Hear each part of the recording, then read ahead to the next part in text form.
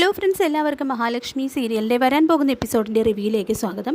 അങ്ങനെ സിദ്ധിയായ അമ്മയുടെ പ്രവചനം പോലെ കണ്ണന് മഹിയോട് തോന്നിയിട്ടുള്ള ആ ഒരു നീരസമെല്ലാം തീർന്ന് അവർ രണ്ടുപേരും ചിരിച്ച മുഖത്തോടെ പഴയതിനേക്കാൾ അവരുടെ ആ ഒരു ബന്ധം ദൃഢമായിരിക്കുകയാണ്. മഹിക്കാണെങ്കിൽ ഇത്രയും വർഷങ്ങളായിട്ട് തൻ്റെ മനസ്സിൽ അടക്കി വെച്ചിരുന്ന ആ ഒരു രഹസ്യം കണ്ണനോട് തുറന്നു പറഞ്ഞതിൻ്റെ ആശ്വാസത്തിലാണ്. അന്ന് അപകട സ്ഥലത്ത് വെച്ച് നഷ്ടപ്പെട്ട തൻ്റെ അയ്യപ്പ വിഗ്രഹം തന്നെയാണ് മഹി പൂജിച്ച് ആരാധിക്കുന്നത് എന്ന സത്യം കണ്ണനെ സംബന്ധിച്ച് വലിയൊരു അത്ഭുതം തന്നെ ആകുന്നുണ്ട്.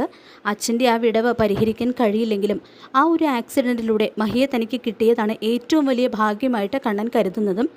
ഇതിനിടയിൽ വാമനാണെങ്കിൽ മഹിയെ ഭീഷണിപ്പെടുത്തി പണം തട്ടിയെടുക്കാനുള്ള ഒരു ഗൂഢതന്ത്രം ആസൂത്രണം ചെയ്തിട്ടുണ്ട്. അങ്ങനെ മഹിയെ ഹോസ്പിറ്റലിൽ നിന്നും ഡിസ്ചാർജ് ചെയ്ത് അനന്തുവിൻ്റെയും ലേഖയുടെയും വീട്ടിലേക്ക് തന്നെയാണ് കൊണ്ടുവരുന്നത്. മഹിയെ കാണാനായിട്ട് എത്തുന്നുണ്ട് കണ്ണൻ.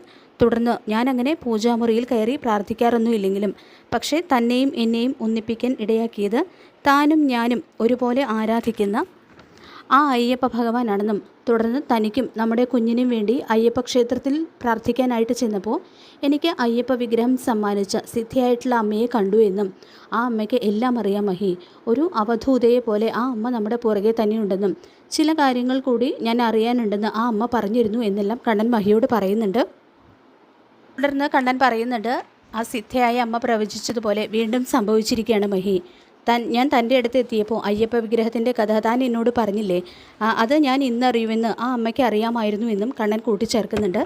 ഇതെല്ലാം മഹിക്ക് മാത്രമല്ല അനന്തുവിനും ലേഖയ്ക്കുമൊക്കെ വലിയൊരു അത്ഭുതം തന്നെ ആവുന്നുണ്ട്. ഇതിനിടയിൽ ഒരു സംഭവം നടന്നു കണ്ണ. പ്രതാപനാണ് നിൻ്റെ അച്ഛനെ ലോറി ഇടിപ്പിച്ച് കൊന്നതെന്ന് ഒരാൾ, നമുക്ക് എല്ലാവർക്കും പോലെ മറ്റൊരാൾക്ക് കൂടി അറിയാം. നിൻ്റെ അമ്മാവൻ, അയാൾക്ക് നല്ല മാറ്റം ഉണ്ടെന്ന് കരുതിയാണ് അന്ന് ആ 7-ാം മാസത്തെ ചടങ്ങ് നടന്ന ദിവസം ഞാൻ അയാളോട് സത്യം തുറന്നു പറഞ്ഞത്. പക്ഷേ അയാൾക്ക് ഒരു മാറ്റവും ഇല്ലെന്ന് എനിക്ക് മനസ്സിലായി. അയാൾ അവസരം മുതലെടുത്തി നിന്നോട് എല്ലാ സത്യവും തുറന്നു പറയുന്നു പേടിപ്പിച്ച് നിങ്ങളുടെ ദാമ്പത്യം തകർക്കുമെന്ന് പറഞ്ഞ് മഹിയെ ബ്ലാക്ക്മെയിൽ ചെയ്യാൻ തുടങ്ങിയിട്ടുണ്ട്. 10 ലക്ഷം രൂപയാണ് നീ അറിയാതെ കൊടുക്കാൻ അയാൾ മഹിയോട് ആവശ്യപ്പെട്ടിരിക്കുന്നത്. ഇതിനിടയിൽ സംഭവിച്ച കാര്യങ്ങളൊന്നും അയാൾക്ക് അറിയില്ല എന്നും അനന്തു പറയുന്നുണ്ട്.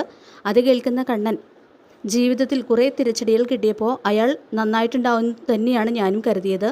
ജോലി ചെയ്യാതെ മാസം തോറും അയാൾക്കും അയാളുടെ മോനും ഉണ്ണിക്കൊക്കെ ഞാൻ ശമ്പളം കൃത്യമായിട്ട് കൊടുക്കുന്നുണ്ട്.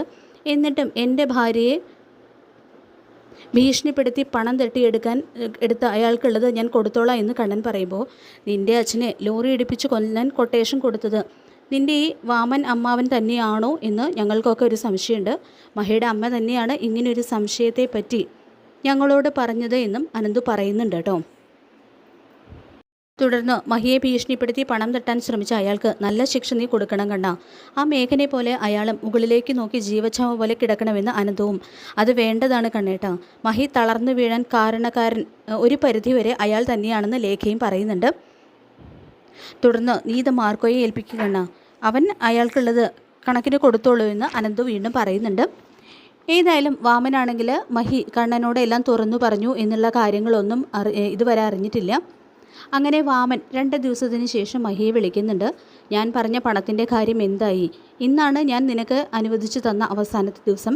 ഇന്നെനിക്ക് 10 ലക്ഷം രൂപ കിട്ടിയില്ലെങ്കിൽ ഞാൻ എല്ലാം കണ്ണനെ അറിയിക്കുമെന്ന് വീണ്ടും മഹിയെ ഭീഷണിപ്പെടുത്തുന്നുണ്ട് കേട്ടോ വാമൻ. പണം റെഡിയാണെന്നും നേരിട്ട് വന്നാൽ പണം തരാമെന്ന് മഹിയും പറയുന്നുണ്ട്. അങ്ങനെ മഹി പറഞ്ഞ സ്ഥലത്ത് വാമൻ എത്തുന്നു. അവിടെ കാത്തു നിൽക്കുന്നതിനിടയിൽ ഇപ്പോൾ 10 ലക്ഷം രൂപ അവളിൽ നിന്ന് വാങ്ങിച്ചെടുക്കാം. പോകെ 15 ലക്ഷം, 50 ലക്ഷം രൂപ, അങ്ങനെ കുറേയായിട്ട് അവളിൽ നിന്നും കാശ് വാങ്ങിയെടുക്കണം എന്നെല്ലാം മനക്കോട്ട് കെട്ടി നിൽക്കുകയാണ് കേട്ടോ വാമൻ ചെയ്യുന്നത്. ഇതേസമയം വാമനെ ഞെട്ടിച്ചുകൊണ്ട് മാർക്കോ വരുന്നുണ്ട്. അപ്പോൾ നീ എന്തോ മാർക്കോ ഇവിടെ എന്ന് ചോദിക്കുമ്പോൾ, നിനക്ക് മഹാലക്ഷ്മിയെ ഭീഷണിപ്പെടുത്തി പണം സമ്പാദിക്കണം അല്ലേടാ. ഒരു ജോലിയും ചെയ്യാതെ മാസം കൃത്യമായിട്ടല്ലേ കണ്ണൻ സാറ് നിൻ്റെയും നിൻ്റെ മോൻ്റെയും അക്കൗണ്ടിലേക്ക് പൈസ ഇട്ട് തരുന്നത്. എന്നിട്ടും നീ ആ കണ്ണൻ സാറിനെ തന്നെ ചതിക്കാൻ നോക്കിയല്ലേടാ. നിനക്കുള്ള ശിക്ഷ വിധിക്കാൻ കണ്ണൻ സാറ് തന്നെയാണ് എന്നെ പറഞ്ഞു വിട്ടതെന്ന് പറഞ്ഞുകൊണ്ട് വാമന് കണക്കിന് കൊടുത്തു വിടുന്നുണ്ട് കേട്ടോ മാർക്കോ. അപ്പോൾ നമുക്ക് കാത്തിരിക്കാം മഹാലക്ഷ്മി സീരിയലിലെ വരാൻ പോകുന്ന ഒരു കിടിലൻ എപ്പിസോഡിനായിട്ട്.